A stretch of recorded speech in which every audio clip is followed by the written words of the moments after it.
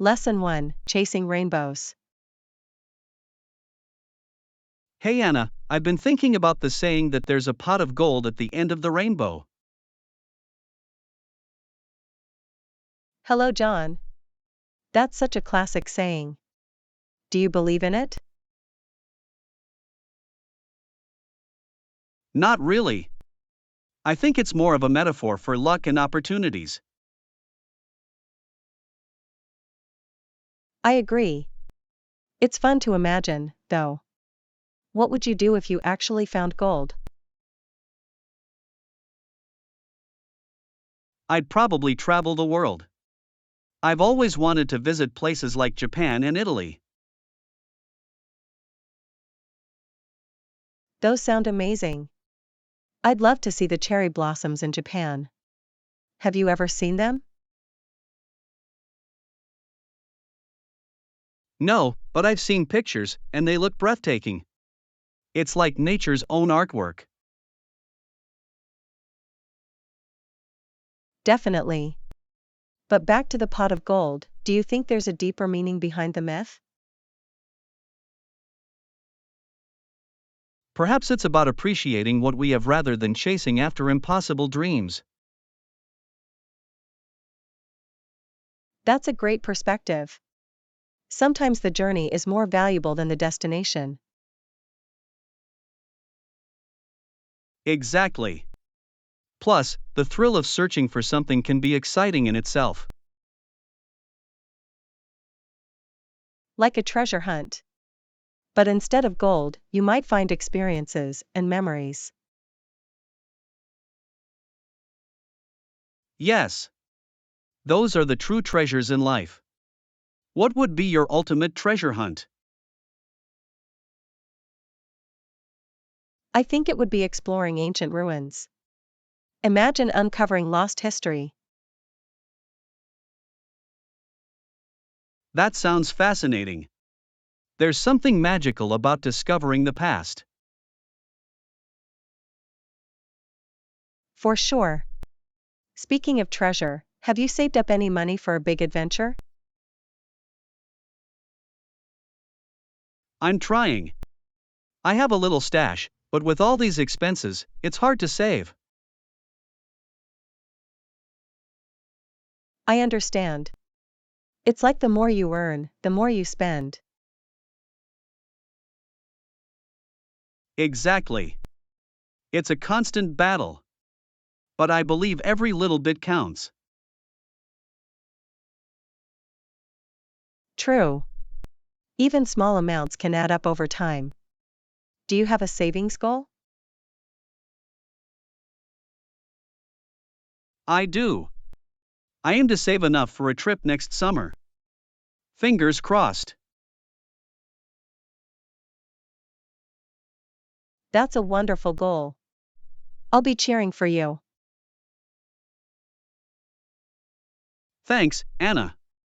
And if I find that pot of gold, I'll take you along. Deal.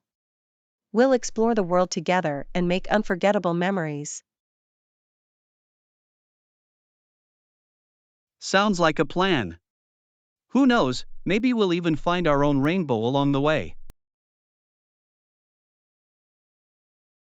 Lesson 2, Planning Perfection. Hey Anna, have you made the necessary arrangements for this week? Hello, John. Yes, I have. I'm excited about everything we planned. Perfect. Let's get started with the schedule. What's first on our list? We have that meeting on Tuesday. Are you prepared for it? I am. I've gathered all the data we need. I think it'll go smoothly. That's great. I'm a bit nervous, but I believe we'll do well together. Don't worry. We make a great team. Plus, we can practice together before then. That's a good idea. A little rehearsal can boost our confidence. Exactly. How about we meet tomorrow to go over our presentation? Sounds like a plan. What time works best for you? How about 3 p.m.? That way, we'll have plenty of time to review everything. Perfect. After that, we can grab some coffee to celebrate our hard work. I love that idea. It'll be a nice reward after our practice. Speaking of coffee, do you have a favorite cafe in mind?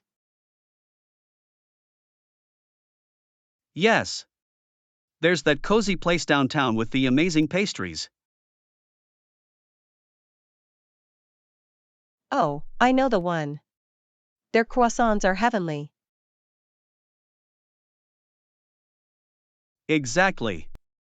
We should definitely treat ourselves after the meeting too. Agreed. It'll be a well-deserved break after all the effort we put in. What about our other arrangements for the week? We have the workshop on Thursday. Right. I'm preparing a few creative ideas to share. Do you have any suggestions? How about including some interactive activities? They always make workshops more engaging. That's a brilliant idea. I'll work on some fun exercises we can do. Awesome! And let's not forget about Friday's team outing. Have you decided what to do? I was thinking of a picnic at the park. It would be a nice way to unwind. I love that idea. We can enjoy the outdoors and relax with our colleagues. Exactly. I'll organize some snacks and drinks for everyone. Perfect. It sounds like we have an exciting week ahead of us. Yes. I'm looking forward to all the activities and working together. Me too. Let's make this week memorable. Lesson 3, City Exploration. Hey Anna, have you thought about exploring a city known for its rich history and cultural heritage? Hello, John. That sounds intriguing. Which city do you have in mind? I was thinking about Rome. It's filled with ancient ruins and stunning architecture. Rome would be amazing. The Colosseum and the Vatican are must-see attractions. Absolutely. Imagine walking through the same streets as ancient Romans. It would feel like stepping back in time. What else would you like to see in Rome? I'd love to visit the Roman Forum. The history there is fascinating. Yes. And don't forget about the food. Italian cuisine is one of the best in the world. Exactly. I can already taste the pasta and gelato. We should definitely try some local dishes. For sure. I've heard that authentic pizza in Naples is a game changer too. Oh, that would be a great side trip. Eating pizza in its birthplace sounds amazing. Definitely. What do you think the best time of year to visit Rome would be? I think spring would be ideal. The weather is pleasant, and the flowers are blooming. That sounds lovely. Plus, there are fewer tourists compared to summer. Right. It would be easier to explore the sites without the crowds. We could also enjoy outdoor cafes and people watching. That's one of my favorite activities. It's so interesting to observe local life. Agreed. And we could practice our Italian while we're there. Yes. Learning a few phrases would be helpful and fun. Do you know any Italian phrases already? Just the basics. Like grazie for thank you and per favor for please. Great start. We should learn a few more together before the trip. Absolutely. It would enhance our experience. Plus, locals appreciate it when you try their language. Yes, it shows respect for their culture. I love that. Me too. Let's make a plan to visit Rome and embrace all its wonders. I'm all in. It will be an adventure full of history, culture, and delicious food. Perfect. Let's start researching flights and accommodations soon. Lesson 4: The Business Deal. Hey Anna, have you heard about that company that ran into financial problems recently? Hello, John. Yes, I read something about it. It's surprising how quickly things can change in business. Exactly. I heard that a larger company arranged to buy them out. That's a smart move. Acquiring struggling companies can be a good strategy for growth. It really can. They can often get valuable assets at a lower price. Right. Plus, they might gain a loyal customer base that the struggling company had. True. It's like turning a challenge into an opportunity. Do you think it will work out for them? It depends on how well they integrate the new company into their operations. Integration can be tricky. Different company cultures can clash. Exactly. They'll need to ensure that employees feel valued and included. Good point. Communication is key during such transitions. For sure. If employees are informed and involved, it can lead to a smoother process. Have you ever seen a company go through a merger or acquisition? Yes, I did. It was fascinating and chaotic at the same time. Chaos can be part of the process. What happened in that case? Well, there were many meetings, and some employees were worried about job security. I can imagine. Uncertainty can create a lot of anxiety among staff.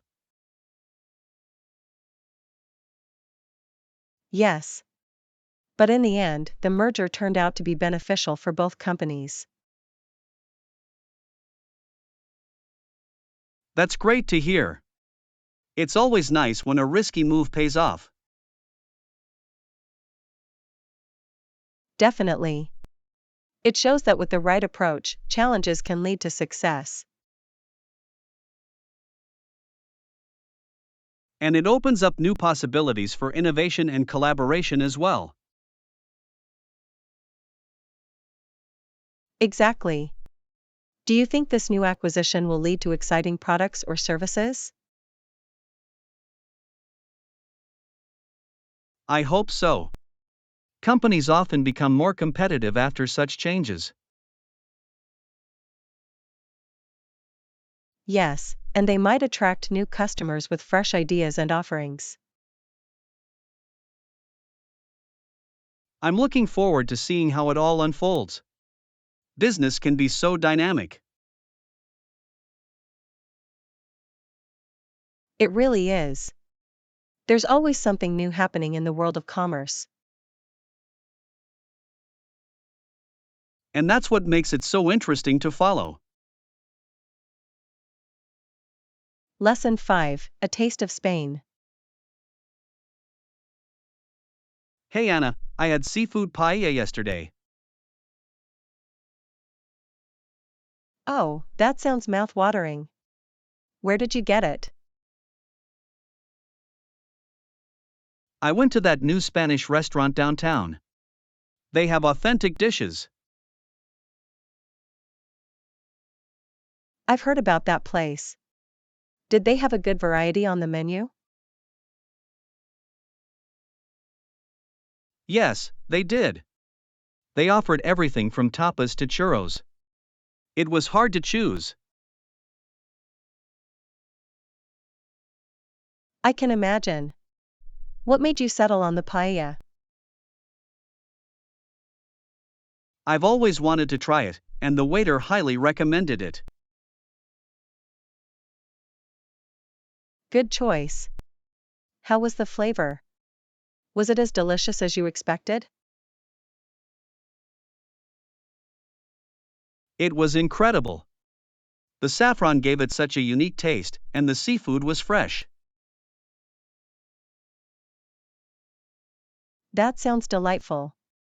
Did it come with any sides? Yes, it was served with a side of garlic bread and a refreshing salad. Perfect. A balanced meal enhances the experience. Did you enjoy the ambience of the restaurant? Absolutely. It had vibrant decorations and traditional Spanish music playing. That sounds charming. A great atmosphere can really elevate a dining experience. It did. Plus, the staff was friendly and attentive. It made me feel welcomed. That's important. Would you recommend this restaurant to others? Definitely. I think anyone who loves seafood or Spanish cuisine would enjoy it. I might have to try it soon. Do you think they offer takeout too? Yes, they do. I saw some people picking up orders when I was there.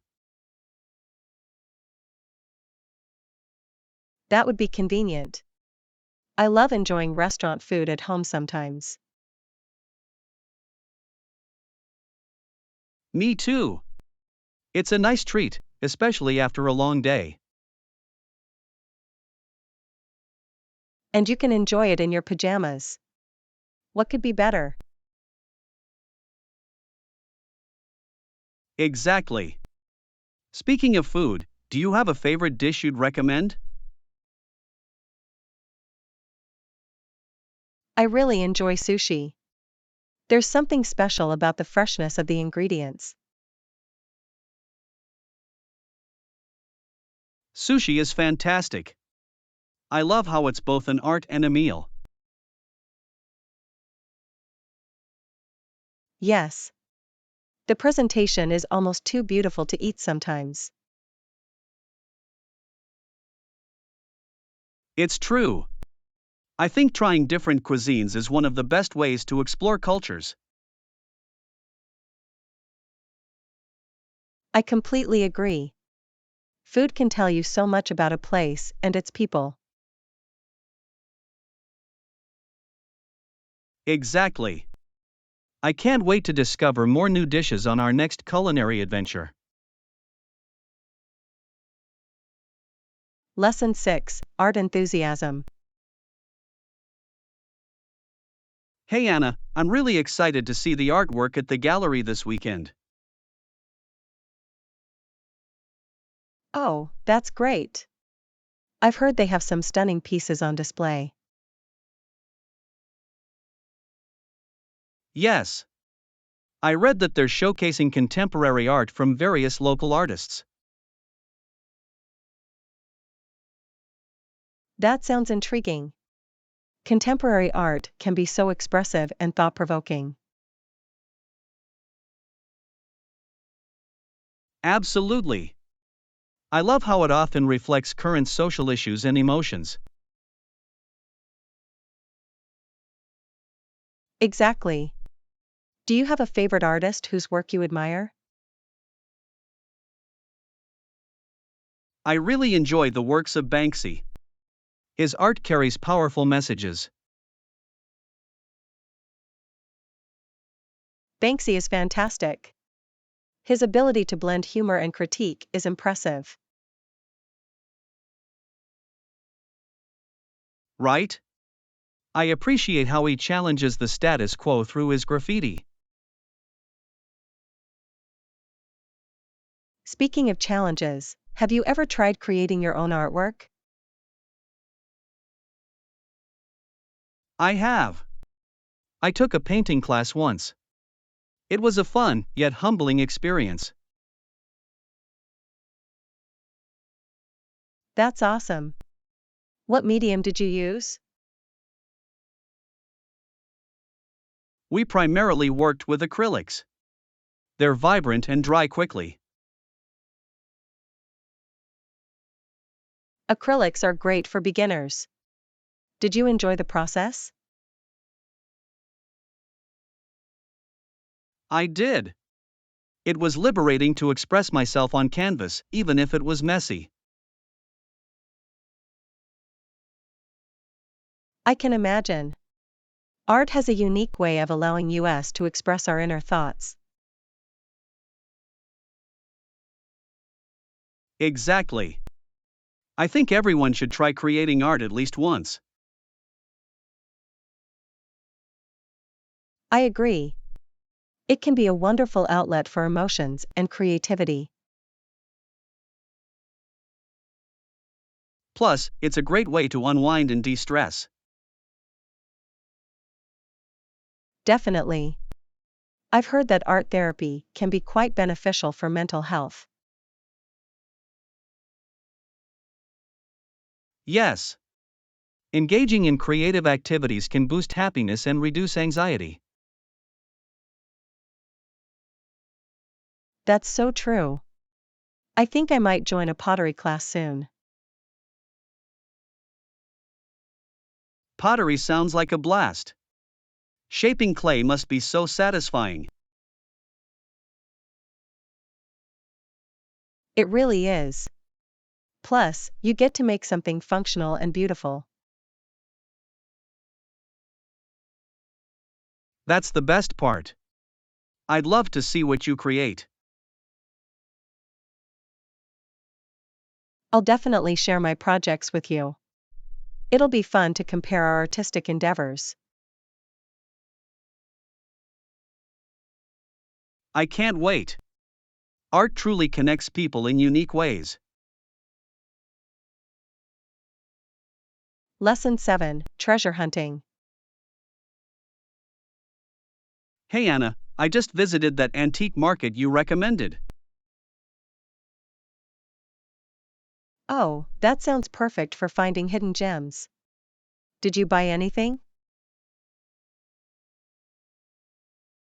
Yes, I found a vintage typewriter. It's in great condition and looks so cool. Wow, that's an amazing find.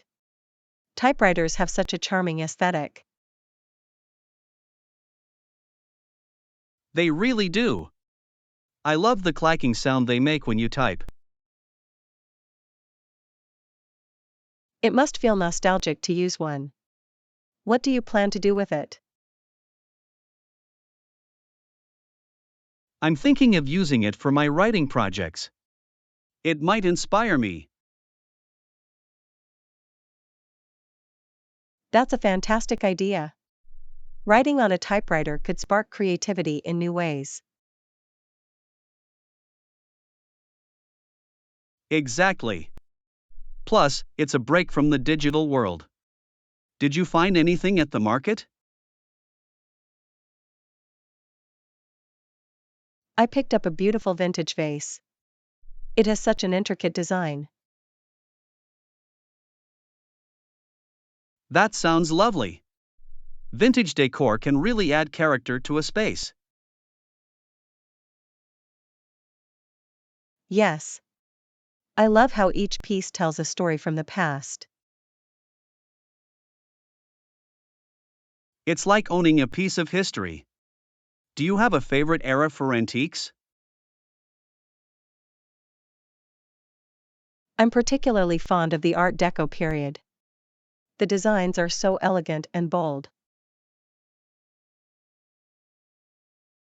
Art Deco is stunning. The geometric shapes and vibrant colors are captivating. Absolutely. I also appreciate how it reflects the culture of that time. It's fascinating how design evolves with society. What other styles do you enjoy? I also like mid-century modern. The simplicity and functionality appeal to me. Mid-century modern is great. It's amazing how timeless those designs are. Yes. I think they blend well with many contemporary styles too. Do you ever visit estate sales? They can be treasure troves of unique items. I do. I once found a rare record player at an estate sale. It was a steal. That's incredible. Vintage audio equipment has such a warm sound. It really does. I enjoy collecting vinyl records too. There's something special about them. I agree. Listening to music on vinyl feels so authentic. Plus, the large artwork on record covers is a treat for the eyes. Exactly. It adds an extra layer to the listening experience. I think we should plan another trip to the antique market together sometime. Yes, let's do it. There's always something new to discover. Lesson 8: Embracing Failure. Hey Anna, I've been thinking a lot about failure lately. Oh, really? What's on your mind about it? I worry that if I fail, I won't achieve my goals. That's a common concern. But remember, failure is often part of success. You're right. Many successful people have faced significant failures before succeeding. Exactly. Each failure can teach us valuable lessons and help us grow. Do you have an example of a time when failure taught you something important? Sure. I once failed an exam in college, and it pushed me to study harder and change my approach. That's a great example. It sounds like it motivated you to improve. It really did. I learned to manage my time better and seek help when needed. That's a crucial skill. I often hesitate to ask for help because I fear looking weak. Asking for help takes strength. It shows you're willing to learn and grow. That's a good perspective. I need to remind myself that everyone struggles sometimes. Absolutely. It's a part of being human. Each setback can be a stepping stone. I like that idea. It makes failure seem less daunting. Right? It's all about how you view it. Embracing challenges can lead to breakthroughs. I suppose I should view my goals as journeys rather than destinations. Exactly. Enjoy the process, and don't be afraid to stumble along the way. I think that mindset could really help me relax and focus on my growth. It will. Celebrate small victories, too, they're just as important. Good point. Recognizing progress can motivate me to keep going. Yes. Plus, it makes the journey more enjoyable when you acknowledge your achievements. I'll try to shift my focus from perfection to progress.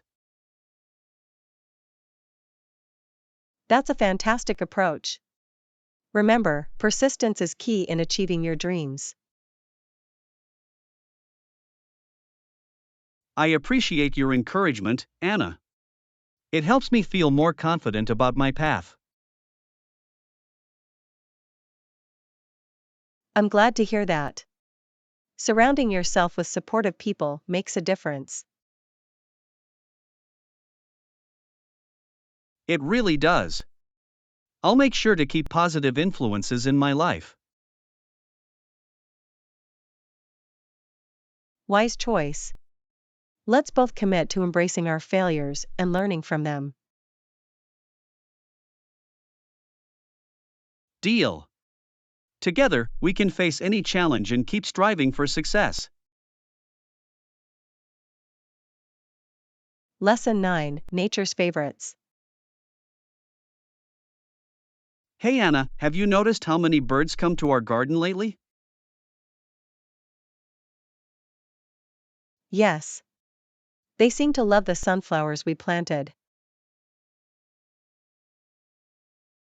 Exactly. I read that birds are particularly attracted to sunflower seeds. That makes sense. Those seeds are so nutritious and tasty for them. I've seen finches and sparrows flocking around the sunflowers. It's delightful. It really is. Watching them flutter around brings such joy to the garden. Do you think we should plant more sunflowers next season? Absolutely. More sunflowers mean more birds, and it'll look beautiful too. Plus, it's a great way to support local wildlife. Yes. Creating a welcoming environment for birds is beneficial for the ecosystem. I wonder if different birds prefer different types of sunflowers. That's an interesting question. Some might like the larger ones, while others prefer smaller varieties. Maybe we should research which types attract specific birds. Good idea. We could create a bird-friendly garden that caters to their preferences. I'd love that. It would be exciting to see a variety of birds visiting. And we could even set up a bird feeder filled with sunflower seeds. That's a fantastic plan. It would give us a closer view of them. Exactly. Plus, we could learn more about their behaviors. Have you ever tried birdwatching? It seems like a fun hobby. I have. It's so peaceful to sit quietly and observe them in their natural habitat. I can imagine. It's like being part of a beautiful, living painting. Yes. Each bird has its own unique personality and charm. Speaking of charm, do you have a favorite bird? I adore hummingbirds. Their iridescent feathers are mesmerizing. Hummingbirds are incredible. They seem so delicate yet full of energy. Exactly. It's fascinating how they can hover in one spot. Nature truly has a way of surprising us with its wonders. It does. And the more we appreciate it, the more we want to protect it. Well said. Let's make our garden a little haven for birds and other wildlife. I'm in. Together, we can create a vibrant and lively space for nature. I can't wait to get started. Here's to more birds and beautiful flowers. Lesson 10: Navigating the City. Hello Anna, I was looking at the bus routes for our trip downtown. Oh, are they clearly displayed? I've heard some cities can be confusing. It sounds a bit challenging, to be honest. Some maps are hard to read. I understand. Sometimes the lines are so close together it's like a puzzle. Exactly. I prefer straightforward maps that are easy to follow. Me too. Have you checked if there's an app for the bus routes? I haven't yet, but that's a great idea. Apps usually have real-time updates. Yes. And they often show the best routes and any delays. That would certainly make our trip smoother. Do you use any specific apps? I usually use one called City Mapper. It's very user-friendly and informative. I'll have to download that. Does it also provide walking directions? Yes, it does. It's perfect for finding the best walking paths between stops. Fantastic. I always enjoy exploring new neighborhoods on foot. Same here. Walking gives you a chance to discover hidden gems. Right? Plus, you can stop for coffee or snacks along the way. Exactly. A little break makes the journey more fun. Speaking of coffee, do you have a favorite place downtown? There's a quaint little cafe called Brewed Awakenings. Their lattes are heavenly. Sounds delightful. I love a good latte. Are there any pastries there?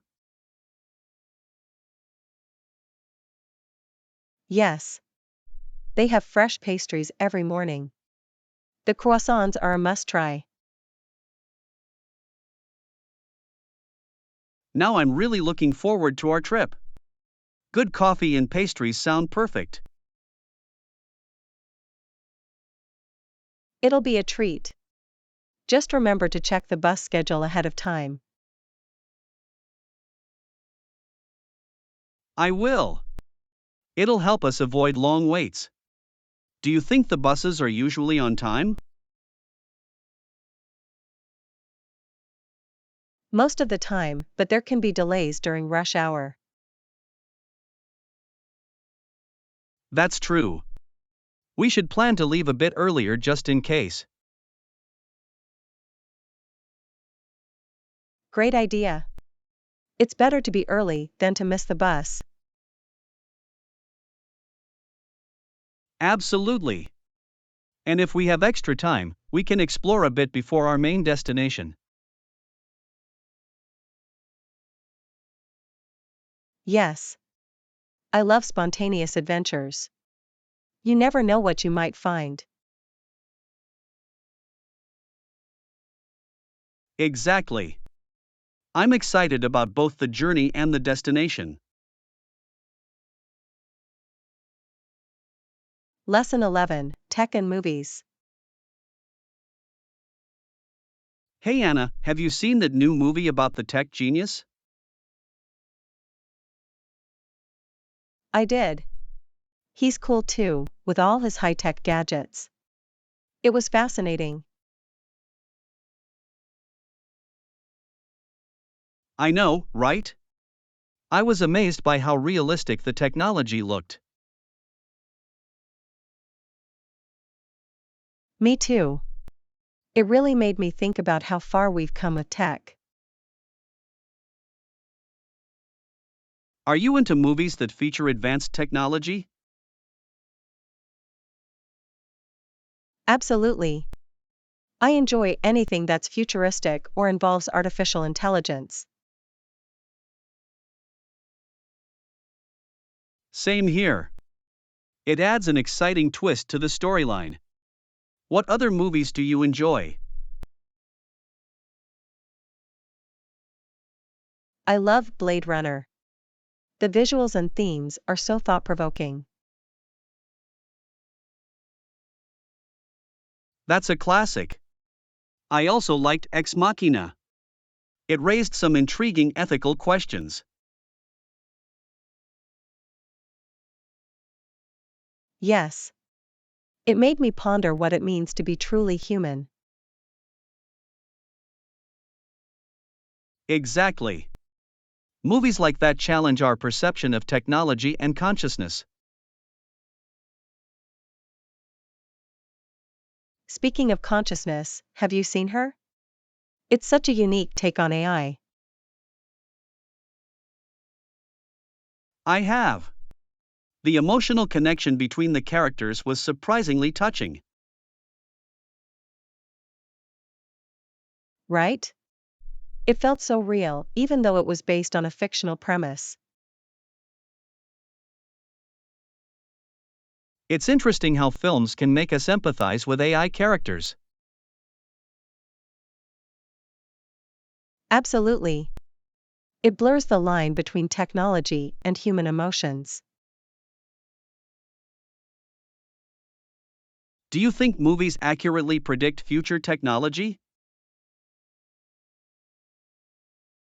Sometimes, they offer imaginative ideas that can inspire real innovations.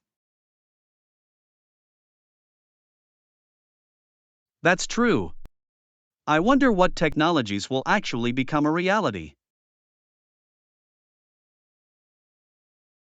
It's exciting to think about. We might have gadgets like in the movies someday.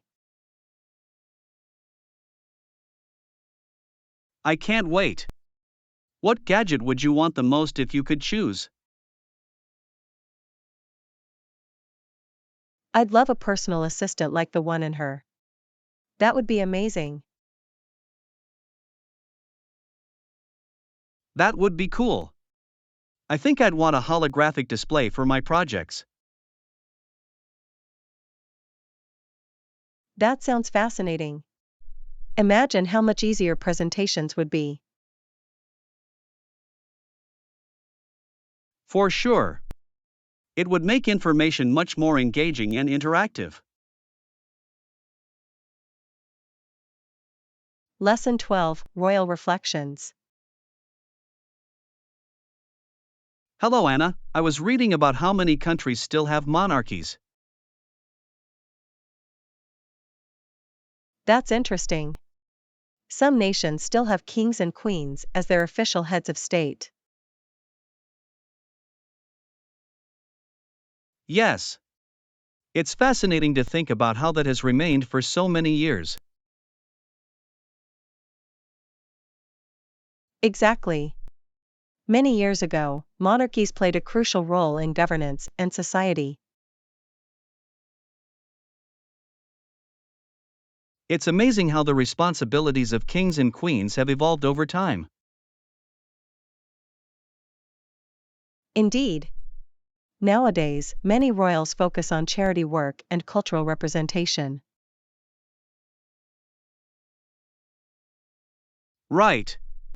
They often serve as symbols of national unity and tradition, don't they?